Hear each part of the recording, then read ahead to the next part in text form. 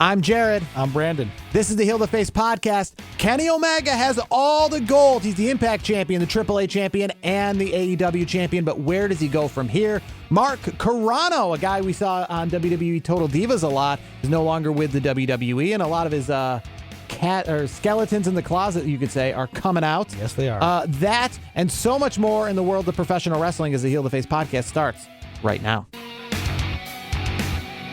Fans celebrate with me from Rome to Rochester.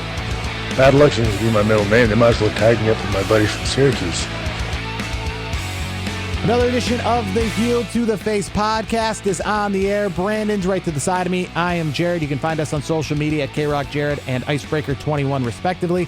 And most importantly, you can follow the show at Heel to the Face. A busy week in the world of professional wrestling. We'll start things off with Kenny Omega beating Rich Swann in a pretty decent match. I enjoyed it on Sunday night at AEW Rebellion to become the Impact AEW. And while he also still had the AAA World Championship belt. Watching that pay-per-view, all I could think about was WrestleMania 6, Ultimate Warrior and Hulk Hogan. I felt like that pay-per-view should have led off with Vince McMahon saying, the WrestleMania 6, it's title for title. It's the ultimate challenge. It's WrestleMania. Because that's when I think title for title, that is literally the staple. Ultimate Warrior, Hulk Hogan, WrestleMania 6, title for title. I know we've had some other title for title matches here and there, but that's what I think of. So I'll start with you, Brandon. Kenny Omega winning the championship. Is that good for Impact? Is that good for AEW? Is that good for the wrestling business? Did you like the result? I know you picked it, but do you like the result? Yeah, I picked it, and last week I did say that that's who I was picking, but I wasn't exactly thrilled about it. I would have booked it differently. The match itself was good. I was able to see some of it later on, and it was good. The problem I had was who won, and it's not a disrespect to Kenny Omega because Kenny Omega is pretty damn good, but Rich Swann and Impact as a whole, they need this title this win more than AEW does. I think it's been a one-sided relationship with AEW and Impact. So to me, you got to start evening it out a little bit.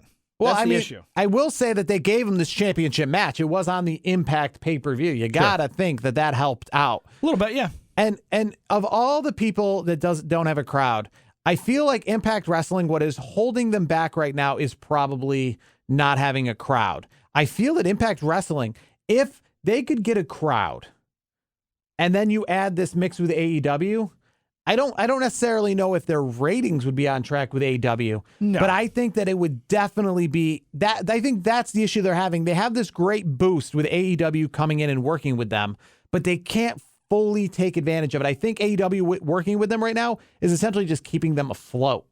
It's just keeping them I would around. Agree. I mean, I don't know if they would have sank without AEW, but I mean, I guess they would still be. We've learned there is no basement for them. They would just keep like a cockroach. You could just never get rid of them. Well, that's the thing, and they're always going to have their little niche audience. What is it, 100,000? Consistently every week. So those fans aren't going away. I mean, it's just like TNA. I mean, honestly, TNA was pretty popular in the UK. So, I mean, there's some UK fans but I feel with this AEW, with Kenny Omega making regular appearances, with now the roster that they've got with the Good Brothers and some other guys like Juice Robinson making regular appearances. The problem is, though, it helps AEW more than it does Impact because the big names like the Good Brothers, they're on Dynamite, for example. And these big matches, who's winning these big matches? It's not Impact stars consistently. It's AEW stars. And that's the issue that I have with this partnership.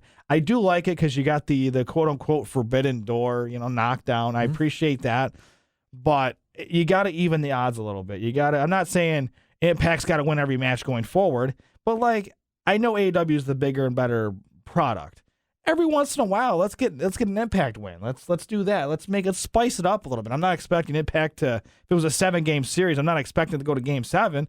But let's get them a winner, one or two games here or there, so to speak, one or two matches here and there. Yeah, no, and I think with the people that they have working with them, and then obviously the AEW talent coming over, I think that Impact could have quite the resurgence when it comes to fans and attendance once they can have fans in attendance. I really don't exactly know what's holding them back from having fans in attendance because of the fact that they're not like WWE in the sense of,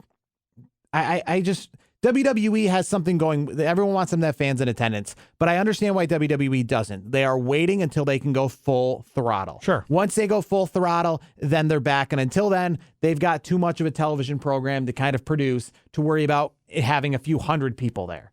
Having a few hundred people would probably be more of a headache trying to, have ticket to make $1,000 worth of ticket revenue. To travel this big show road to road. It's not worth it for WWE. But it really isn't. For Impact Wrestling to at least have the setup that NXT currently has, where they're letting in 100 people, I think that would do wonders for them, probably even more so than it does for NXT. It wouldn't be a bad setup, too. I mean, you could almost carbon copy the NXT setup in many ways and make it work. You could draw 100 people. Even when they travel, Impact Wrestling travels, they only draw maybe 500 to 1,000 people. So essentially, if they started traveling right now, it wouldn't really be too crazy. It's kind of like the minor league baseball scenario where, we obviously have that here locally. The attendance is going to be much lower. They're only going to be allowed to have 2,000 people per game. Outside of the rare game where they have a big crowd, that's normally the average. It's not going to look crazy. No. It was kind of funny because I was actually watching something recently about a Mets game that happened a few years ago that had only 150 people at it. It was like a made-up doubleheader, and there was only 150 people there. And it's funny because that was not COVID time. So me personally watching baseball right now, obviously opening day seems a little weird, but watching an April night game with not that many people there doesn't seem out of the ordinary. You're there at just about all of them anyways. So maybe seeing Yankee Stadium, Sure. It looks a little strange, but seeing the Cincinnati Reds only have 6,000 people at a game. I've seen Cincinnati Reds have 6,000 people at a game, in the middle of April, regardless. It's not a huge deal. Yeah, so really with Impact Wrestling normally only drawing at best, like I said, I went to that Bound for Glory in 2017, there was probably 1,000 people there. So book a venue maybe just a slightly bit bigger and then have 500 people there. That would be your typical Impact audience anyways. Yeah, and you'd be fine, and it would look good on TV because you'd have a jam-packed audience, a jam-packed room. And there would be people who might want tickets to that pay-per-view. I feel like that's what really drives a pay-per-view like the one we saw on Sunday night, is the idea of, even if you're not there in person, I think fans add to it. I mean, oh, for sure. WrestleMania is a good example of that. I mean, even if I'm not at WrestleMania, I still want to watch WrestleMania to be in a football stadium. I still want it to be the huge crowd. It adds to the presentation. It made it fun. Even having, what they announced is 25,000, more like 18,000. I don't even care because it made WrestleMania that much better because you can actually hear, not a computerized Zoom cheer. You can hear an actual live audience. So Impact Wrestling to me, I think their bread and butter is not the television crowd. It's the live person crowd. Sure. Because, personally, I have been to a few Impact Wrestling shows, and I'd love to go to more Impact Wrestling shows. I don't watch it on television that much. It's again, not related to, but it's the minor league baseball thing. A lot of people don't follow minor league baseball on television or listen to it on the radio, but they love going to the games. They love experiencing it live. It's just something to do. Yeah. It's like a WWE house show. You wouldn't watch it on television, but if WWE's coming to town, it's something to do on a Friday night. Sure. Let's go do it. And I say the same with Impact Wrestling. So the fact that they already don't draw that big of a crowd, I feel like they should be the first ones to have a crowd back already. They could do it in a venue like the Hammerstein Ballroom. And I think not having a crowd is what's hurting them right now and not fully taking advantage of this AEW partnership. It's coming. Crowds are coming. I think. Obviously we had it at WrestleMania. I know that, but I think the pedal to the metal is coming very soon. It's sooner than you think, I believe. Another Impact news and note, obviously, at Impact Rebellion was Kaz XL. I guess he's known as W. Morrissey. Very cool. I don't really understand what the name is. We'll obviously know when time folds on. Well, but his real name's William. Is his last name really Morrissey? Yes. All right, well, then there's your answer. There's your answer. He answered the question that I had no idea. There you go. And so William Morrissey debuted in Impact Wrestling. Are you excited to see him back? Do you think he'll make much of a difference when it comes to moving the needle in ratings? I don't think it'll make much of a need or move the needle too much. Here's the other thing: is it a one-off or is it going to be a regular deal? We don't know at this point because he's done one-offs before, so it's not uncommon for him to do this. So it could be a one-off. Maybe he signs a short-term deal because I think at the end of the day, I'm not going to lie. I think his end game is AEW or WWE. I don't think if he's going to do Impact, he's going to use Impact to show people that he can still go, and then he's going to move maybe to WWE or AEW and go from there, because he's dealt with the issues that he's had. We know he's had a lot of issues. That's why WWE got rid of him. He's dealt with, he had a lot of personal and I think he had some depression issues, some other addiction issues. So I think it seems like he's doing pretty good. He looked great. I saw some clips from this past weekend show. He looked pretty good. So I mean, the in ring he looked solid, looked dominant. So I was pretty happy with his performance. So I want to see if he's a full-time Impact star, if he signs a full-time contract, or if it's like a one-off or a short-time deal. That will tell me like what's really going to happen, because it was cool for that cool little, I wouldn't say pop, but I think it was cool just to see, somebody like at his level, if he's on, he's really on. So last year, we obviously saw Slammiversary kind of brought Impact Wrestling back on the map because of all the big signings that they did. I felt Impact obviously was falling off. And the reason we're talking about it probably to this day goes back to last year's Slammiversary, when they made all the big signings and kind of made a splash back in the wrestling world. Well, they could be doing that again this year at Slammiversary. The promo that played at Impact Rebellion showed snippets of Samoa Joe, Chelsea Green, Mickie James, and on top of the WWE guys, even Okada was in the little promo. If you got to freeze it, you got to pause it real quick because they flashed the images. Sure. I feel maybe we just talked about crowds. If you have those names kind of hinted and rumored to come back, you have, the ideas of maybe a Samoa Joe, Kenny Omega match down the line at an Impact pay-per-view. It better be in front of fans. Yes. I mean, 100%. It's because, to be honest with you, personally, I feel like I'm more interested in Impact Wrestling now than I have been in so long. I still stick to my guns that I'm more of a in live person Impact than I would be watching on television. But maybe if I'm going to see it live in person, like let's say I'm going to an upcoming pay-per-view and there are fans in attendance, I might start to actually tune in on television. Because again, I still say at television, even watching it on television, fans help out. I don't know if I'll be jumping on that wagon so much. I mean, if you start getting, now we got Samoa Joe joining. If you bring Joe, you bring some other names, I'll check it out. That's where I'm at. Here's the thing: I never got into TNA or Impact. And here's the thing, and it's got to be a Russo thing. Like TNA was really what, tits and ass? Is that really what it was? It wasn't really total non-stop action. Well, let's be honest. Was it really that, or was it like a childish was it thing? really that? Come on, tits and ass. I understand the double entendre they tried to get your attention. Yes, it's a Russo thing. I personally remember not being a fan of the name because I think I actually was watching it when it was in its infancy. I was probably about 16 years old, and it came on the television, and they would say, I think on the very first episode or when it was still a pay-per-view, are you ready for some TNA? And I remember a lot of people in my household kind of being like, I thought the Attitude Era was over. What do we want? What's on here? Yeah. But, yes. No, that was, I got the double entendre. Yes. They did it on purpose for sure. And that's Vince Russo 100%. That's got to be his name written all over it. That's like his style. But in the Impact Wrestling world, when it comes to their roster, I feel like I am more interested, obviously, with the partnership with AEW. I feel maybe, with the fact that AEW is such a mainstay on television, being a part of Impact Wrestling has kind of helped them. I feel like when I watch Impact Wrestling, I feel like I'm watching AEW. I feel like I'm watching an offshoot of AEW. I feel like Impact and AEW feel to me right now like Raw and SmackDown brand extension back in the day. I gotta disagree with you. I think it's a whole different level. I think the level of talent in AEW is better than I would call it TNA, but Impact. I think it's honestly it's almost to me like the AEW Impact relationship just kind of reminds me of WWE is the big name, and then NXT when it was NXT in its infancy.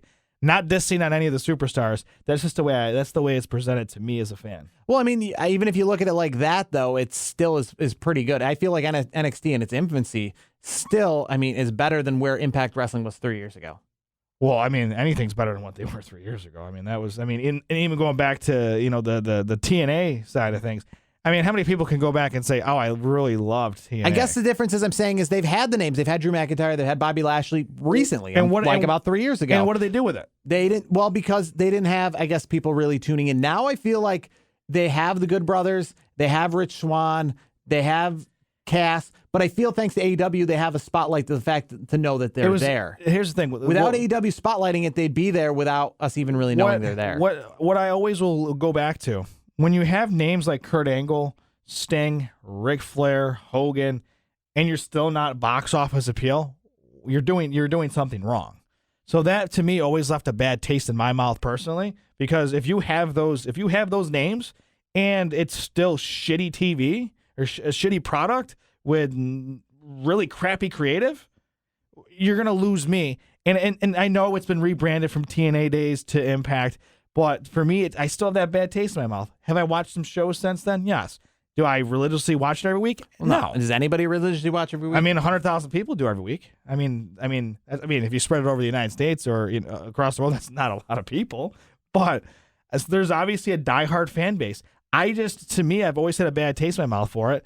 But if Samoa Joe is really going to be there, Mickie James, that's fine. I mean, we'll talk a little bit more about the Mickie James with her in just a second. But I mean, that Mickie James is not going to make me want to watch Thursday night. I mean, Chelsea Green has already been there too, as well. Yeah, and Chelsea and Green, Samoa Joe, and Mickie James, they've already all been there. Yeah, and Samoa Joe, I think, would be the name that, like, if I keep seeing it. I mean, especially if they're doing this cross promotion, which can help them, where you have AEW champion, Kenny Omega is facing at the next Impact pay-per-view Samoa Joe. All right, then I'm gonna watch, because then I know Samoa Joe is in the fold. There's certain superstars that I will watch, but Chelsea Green and Mickie James are not going to be like, oh, man, now I really got to watch Impact. Well, I mean, it's the same for me for UFC. I mean, I tune into UFC pay-per-views when I recognize a few of the mainstream names. I don't watch every UFC pay-per-view. I don't know everybody. I wouldn't watch weekly shows if they had it. I just tune in, similar to people tune into the Royal Rumble and WrestleMania. So, yeah, I mean, I don't think I'll be watching weekly, but I do say that I will be more interested, even in Impact-only events that don't involve AEW at all. If there's a fan, if I can drive to Toronto, like a couple years ago and watch Impact Rebellion and see Samoa Joe against Rich Swann, even. Let's be honest, you do that anyway. You do that on your off days. Yeah, so that's what I'm saying. So if I hear that Samoa Joe versus Rich Swann, no Kenny Omega, no AEW stars, just the Impact guys. I hear it's going to be, those guys. Like a couple years ago, I went down to Scranton for one of the Impact Plus events. Which they have a few of those. I think that Under Siege event coming up is an Impact Plus. It's not considered a pay-per-view. It's like an offshoot. Kind of what that Hardcore Justice was on WrestleMania Saturday. It's like a exclusive to their app, whatever, pay-per-view, in-your-house pay-per-view-ish, I guess. Is the best way to put it. Yeah. But yeah, I mean, for $10, it was a 2-hour drive down to Scranton. You get to see D'Lo Brown right there in gorilla position, and gorilla position is actually literally right there next to the seats. Yeah. You get to see the North, who is pretty up and coming. You get to see Moose. You get to see Rich Swann. You get to see. Did you see Did you see the Rascals? I'm not sure if I did. I might have. I'm not sure. Well, now they're known as MSK, but yes, the Rascals were good. They were a good team in Impact. But yeah, I saw Sami Callihan. I saw Rhino. So see, for $15, man, that's a 2-hour drive. That's a dude that's been around forever. Rhino. I feel like he's been around. What is he? He's got to be around 3 decades now. Yeah, I mean since the '90s. Man. He's still going. He's one of those guys, like, you forget he's been doing it for so long. Like the Dustin Reynolds of the world. Yeah, it's like, oh, he wrestled in the 90s. Like, I've seen Rhino. I remember watching Rhino as a kid. Dustin Reynolds tagged up as his dad in '89. Isn't it insane how long and he's still kicking in AEW to this day. Insane. Well, all this great Impact Wrestling talk, because Brandon just wanted to talk Impact Wrestling for almost 20 minutes now. Of course.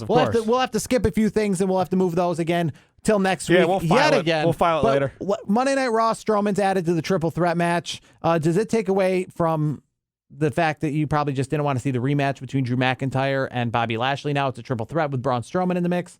Does that add to your intrigue or take away from your intrigue or keep you level? It actually adds to my intrigue a little bit, because you can actually have Bobby lose the title and not be pinned, so that could be a good storyline. I think if WWE does it that way, I think it's a good move. So when you do triple threat matches, that's the end game. The champion doesn't look lesser, in the situation. It could be Drew pinning Braun or Braun pinning Drew, and Bobby's not in the discussion, and then you could have MVP being the mouthpiece that he is, say, my guy was never pinned, I want a rematch, and they could set something up and keep the storyline kind of going. What I want to talk about on Raw, and I think you know where I'm going on this, two of my all-time, well, no, I shouldn't say all-time, one of my all-time favorites and one of my favorites of today's wrestling. They're a tag team now.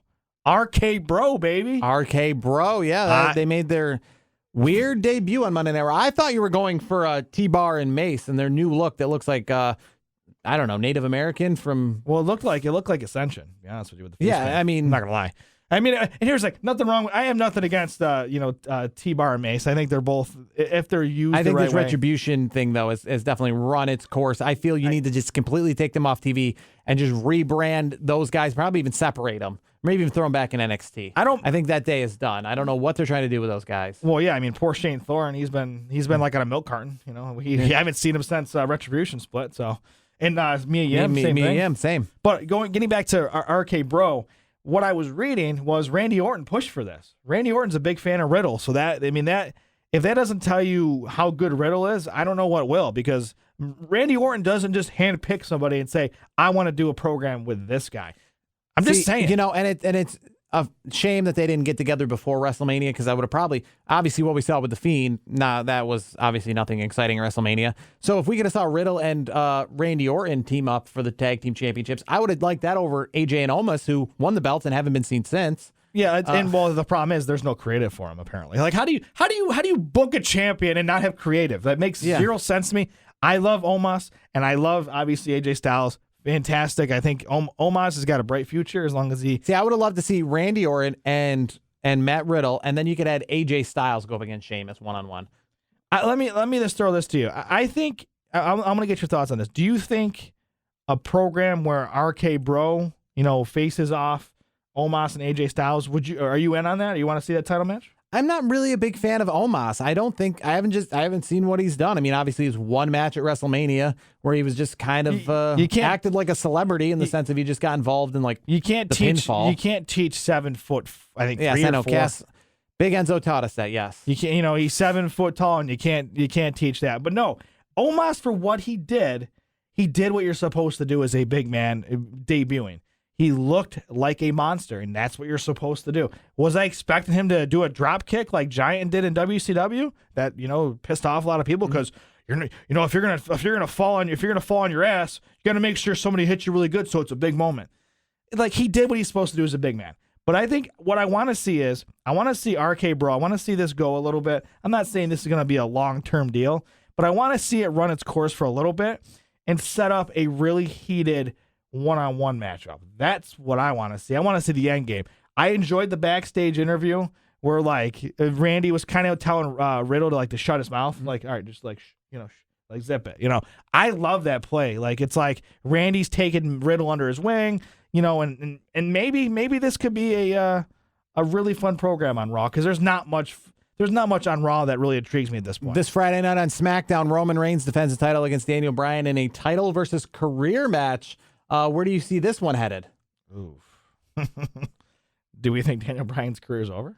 I mean, Daniel Bryan has been hinting, and this isn't new, but he's been hinting for years. I think since even before he came back at WrestleMania 34, that he was, if they weren't going to clear him to wrestle, if they weren't going to do what they wanted, he was going to go elsewhere.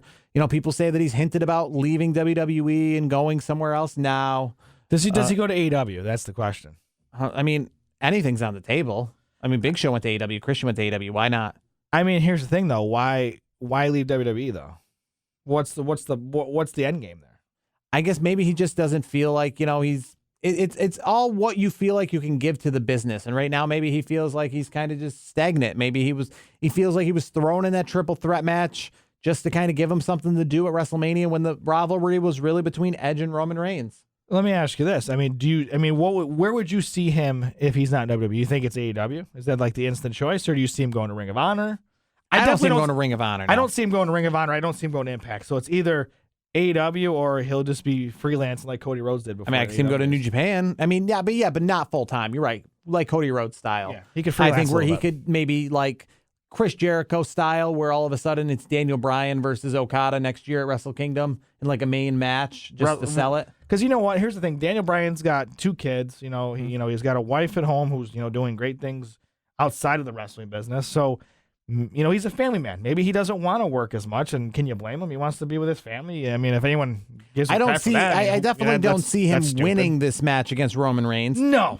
I think obviously you've gone to the point where you had Roman Reigns retain at WrestleMania, so I can't imagine that he's going to just lose like this to one of the two guys that he beat. Now, here's a question: is Daniel Bryan's contract up soon? Is that what is that the rumor mill? Like, I don't know when his contract's up. I haven't heard anything. I think the rumor mill is simply just that he is not somebody who is excited about where he is right now and is keeping the door open. Okay, I you know what? If maybe he does a Chris Jericho style WWE run where like he leaves for, a few months, comes back for a couple months, leaves for a couple months. Jericho was the perfectionist at that because he would it's a little different with Jericho because he would go on tour with Fozzy, do a run there, and then, I take a week or two and then I jump back into WWE. For him, maybe it's I'll wrestle for a couple months, go home, be home with my family for a couple months. All right, if you need me again for another program. I could see him doing something like that because he's doing the backstage stuff and he's doing a really good job from everything that I've seen. And he knows wrestling, he knows the business. But does he want to be a road agent? I don't think he does. I don't think, when things get back on track and we're past COVID and he's back on, and WWE's going to the next city on the book, the nearest city near you, all these different things. I don't think he wants to do that. I think he wants to pick his spots. And I think that Cody Rhodes thing that I mentioned, I think that might be where he's going. So we alluded to at the beginning of the show, you want to talk about it, Mark Carano, a guy really I only know because he used to always show up on Total Divas. Sure. He was the one that told, Eva Marie, don't dye your hair, whatever color, and, red, I think she dyed it, remember? Sure. And all that other nonsense. He kind of was he was the face of the backstage of WWE. Yeah, he was you didn't see Triple H, you didn't see Vince. No, you saw Mark Carano as he had a really shitty job though. Head of talent relations. That's like you're like putting out a fire and then 3 more fires start, man. But there's now his ex-wife is coming out with all these things about it. He stole championship belts and he's got all these sexual allegations against him. Do you take any stock in that other than just that, hey, people are piling on this guy who got fired, and now he's my ex-husband, so let me add to the fire? I think that's what it is. I think it's now he's vulnerable. Now he's in a vulnerable position, and people are just doing that. That's what people do now. Unfortunately, that's the society we're in. Social media is there can be a lot of great things done, which we've seen like Mick Foley do, Titus O'Neil, the great things that social media is used for. But then on the flip of the coin, you're doing things like this. And I don't blame Mickie James for the way she reacted because she's a legend. Like, yeah, let me just throw her stuff in a trash bag. Like, I get that. I don't think he should have been fired for that. I think he should have been reprimanded. Like, something should have happened. But I don't think that was enough to lose his job, unless it's. And again, of course, more people are coming out saying, yeah, he's done this to me.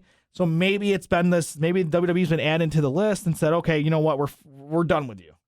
And it's crazy because Carano was, like you said, on any of these reality shows, WWE reality shows, Total Divas, Total Bellas, any of these things, Carano, I wouldn't say played a prominent role, but he was the suit for WWE on these shows. So it's going to be interesting to see what happens. I mean, I could see one name that's really good at talent relations is Johnny Ace. Mr. Laurinaitis. I heard Jordan. He just got a promotion pretty recently as well. I think today actually he just got a. Good for Jason Jordan? Yes, he just got a promotion. But to be honest with you, the whole Mark Carano thing, if it wasn't for Total Divas, I don't even know who he is. Yeah, same here. I mean, I didn't follow it that much, but seeing him on TV, he was enough of a presence. So him not being there, I don't think is going to affect my viewing of WWE. No, it's not going to affect the viewing. It's just interesting to see how things have kind of unfolded since the whole Mickie James box trash bag incident. And by the way, speaking of that, the Young Bucks did something funny with that. By the way, you gotta check that out. I imagine they did. Their ever-changing Twitter profile. They're always kind of like they're always their finger on the pulse. No, they're always doing something. They're doing some funny videos about the trash bag incident. If you haven't seen it, go online. Young Bucks, you'll see it on there. So there was a promo this week on NXT, which kind of hinted at maybe the development of a new faction. It had guys and girls in the promo. It looked like it was kind of like advertising a wrestling school, that kind of promo. But it hinted at maybe like, because there was multiple people in it, that it might be the dawn of a faction called the Diamond Mine. I think they debut next week. And a person who right after this happened put out a tweet herself that included that, she can't wait to get back in the world of wrestling, and had a little picture of a diamond emoji, and that's Tessa Blanchard. Would you be excited to see her, or do you still say that she's got the stain of obviously She's been out of the limelight since she was the Impact World Champion over a year ago, back last January at Hard to Kill. Do you think enough time has passed? Do you still see that bringing her in could be an issue?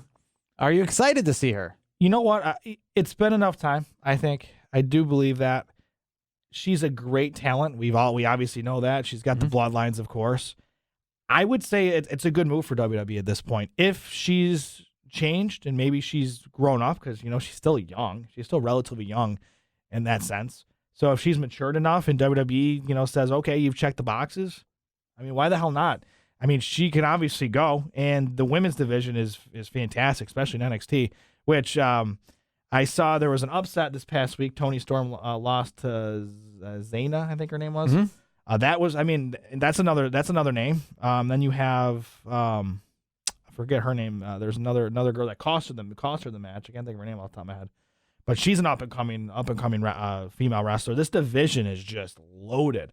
So if you're bringing in a Tessa Blanchard on top of Monet, it's money. Speaking of money, this week you see Ted DiBiase make a little appearance on NXT. I loved it with Cameron Grimes there. Oh, it's absolutely fantastic. Who doesn't love seeing the $1 Million Man? And it's great that he's come back with the whole Cameron Grimes thing. That's fantastic. Who doesn't like the $1 Million Man? That's all I'm saying. No, I thought it was a great NXT this week was all right. I would say things like Ted DiBiase were the high points. Sure. Other than that, it kind of. Obviously we still don't have Finn Balor. And he's coming back pretty soon. Same with Adam Cole. So the whole thought of maybe them getting called up is being put off to the side. Yeah, it looks like they'll be joining NXT back. I don't see Cole going anywhere in the near future. I think he is going to be I think he's going to be there. Maybe he debuts next WrestleMania season. So I see another year out of him in NXT. So we'll wrap things up about the also Sunday night, something you were watching when I was watching the pay-per-view, but I caught up, obviously, thanks to the DVR world that we live in. Obviously, you don't have to watch anything live. The Roddy Piper biography was on A&E this past week. I think last night I actually went out of my way and watched They Live. I've seen it before, but I went out of my way to watch it again after watching the A&E biography. Sure, of course. And the one thing I think about when it comes to Roddy Piper, and I harken back, it's not necessarily the storylines, but I just think of the times that people like Roddy Piper and Ted DiBiase, who we just mentioned, never were, and I say Ted DiBiase outside the 5 seconds, I guess Andre the Giant gave him the world belt, but Roddy Piper, without even that storyline, never WWF champion in his whole career. Which is insane, by the way. But I love it, and I want to go back to a time where there was main superstars who you're very familiar with, who WWE would say are first ballot Hall of Famers, who never had the championship. It's such a juxtaposition because in like 2008, people like Sheamus and, everybody was a world heavyweight champion at one point. Yeah. Well, not even just the Miz. I feel like, again, like the Sheamus, like there's people who've had title reigns that we forget about. Great Khali held the belt for a minute. Sure. Obviously Jinder Dolph Mahal. Ziggler. Dolph Ziggler, I think, has multiple title reigns. Jinder Mahal, man. Jinder Mahal's been a champ. And I think that's what I love about wrestling in the early 90s and maybe even so in the Attitude Era. And it's not so much that the product was better when it comes to a storyline perspective, but it was just we were exposed to it less and things like events mattered more. Now because there's so much wrestling, and Triple H always says, you don't have to watch 3 hours of Raw if you don't want. You can just turn it off. You can watch it here and there. I don't like that. I liked it when I can literally watch all of 1990. I'm going to tell you right now. I can't watch all of 2008. There's just too much. What I would say is, and I'm sure we both watched the biography on Roddy this past weekend. The thing that I think might have kept him out of the WWF championship is that he didn't want a job for Mr. T. No, Literally, and Hulk Hogan was on the biography and saying, and Roddy even admitted, man, we could have made a lot of money doing that. Because if you're a bad guy, you're a heel like Roddy, shouldn't you take the pinfall? He wasn't in the pinfall. Like that's classic. Oh, you're a really bad heel. What better way to and he would get over it because guess what? He's the bad guy and he lost to one of the most recognizable faces of the 80s, Mr. T. Obviously then he took some time off. Obviously he had his quote unquote retirement match at WrestleMania 3, then came back in an interview for like WrestleMania 5. And he had some matches here and there. But I just going to the fact of he just never was champion.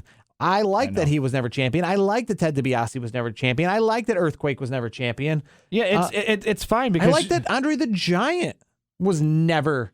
I mean, I can't be think good of without the 70s. You can be a Hall of Fame competitor without the championship, I think.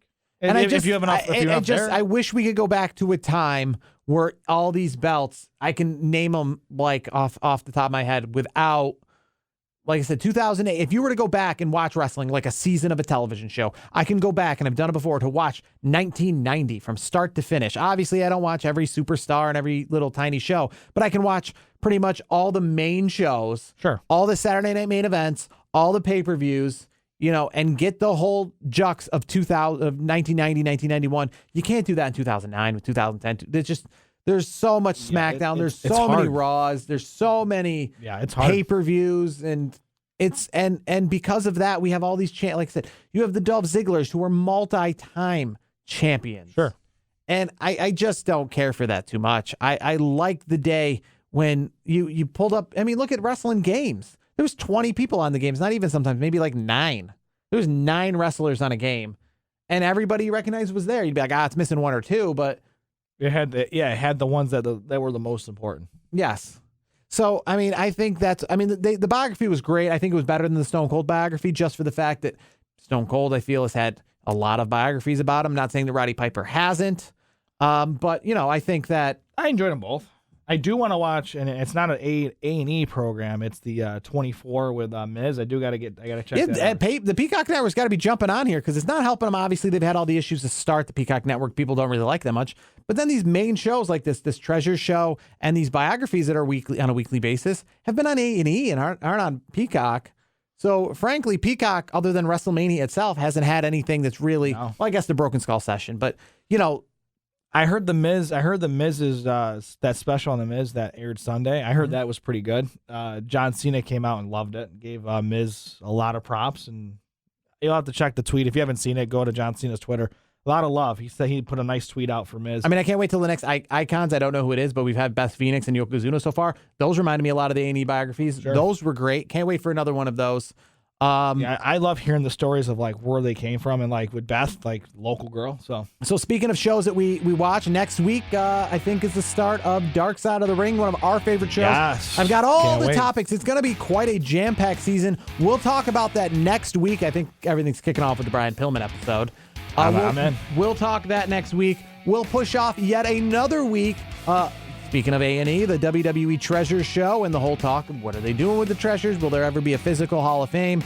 We'll talk about that. Triple H and Vince McMahon have very different opinions on what should be. Yeah. And what else happens that obviously prevents us from talking about those things between now and then? Any newsworthy stuff. That's really what it is. So for Brandon and myself, Jared, this has been another edition of the Heel to Face podcast, and we will talk to you next week.